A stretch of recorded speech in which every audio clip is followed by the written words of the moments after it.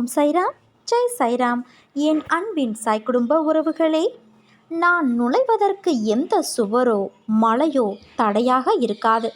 ஆனால் உன் மனதில் நம்பிக்கையின்மை, என் மீது முழுமையான விசுவாசமின்மை என்ற தடைகள் இருக்கிறதே, அவற்றை தாண்டி என்னால் வர முடியவில்லை. அவற்றை முதலில் விளக்கு. பிறகு நான் செய்யும் அற்புதங்களை நீ கண்குளிர காண முடியும். நம்பிக்கையை மட்டும் நீ இழந்து விடாதே. எல்லாம் நன்மைக்கே என்று எடுத்துக்கொள். தடங்களுக்கு நீ என்றும் வருந்தக்கூடாது. அதிலும் ஏதாவது ஒரு நன்மை இருக்கும். அந்த நம்பிக்கையோடு நீ செயல்படு. இந்நிலை கூடிய விரைவில் மாறும் என் தங்கமே. அனைத்தையும் உனக்கு சாதகமாக உன் சாய் தேவா நான் மாற்றி தருவேன் என் தங்கமே. நீ எடுக்கும் முடிவுகளை நிதானத்தோடும் நம்பிக்கையோடும் பிறருக்கு தீங்கு இழைக்காத வண்ணம் எடுக்க வேண்டும். தேவைகள் எப்பொழுதும் மாறிக்கொண்டே இருக்கும். முதலில் அந்த எண்ணத்தை சமநிலைப்படுத்து. அப்போதுதான் உன்னால் எதிர்பாராமல் வரும் தாமதங்களையும் தடைகளையும் எதிர்கொள்ள முடியும்.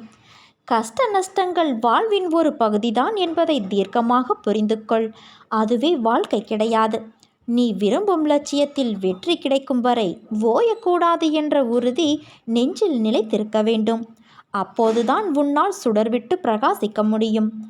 யார் உன்னை என்ன வசைப்பாடினாலும் அது உன்னை தீண்டாது. தீண்டவும் நான் விடமாட்டேன். அதற்கான பலனை அவர்களே சந்திப்பார்கள். உன் தற்போதைய நிலை கண்டு கலங்காதே. நம்பிக்கையை இழக்காதே. கொஞ்சம் பொறுமை காத்துக்கொள். உனக்கு நல்லதே நடக்கும். முதலில் வாழ்க்கையை நினைத்து பயப்படுவதை நிறுத்து. பயம் புத்தியை மழுங்க வைத்துவிடும். பயம் எதிர்மறை எண்ணங்களை உருவாக்கும். நீ எதற்காகவும் கலங்காதே என் தங்கமே. நம்பிக்கையோடும் பொறுமையோடும் நீ உன் கடமைகளை செய். நிச்சயம் உன்னுடைய இந்த நிலை மாறி வாழ்வில் வெற்றி பெறுவாய். உன் வேண்டுதல்கள் எல்லாம் பலிக்கப் போகிறது. எல்லா சூழ்நிலைகளிலும் நான் உனக்கு துணை இருக்கப் போகிறேன்.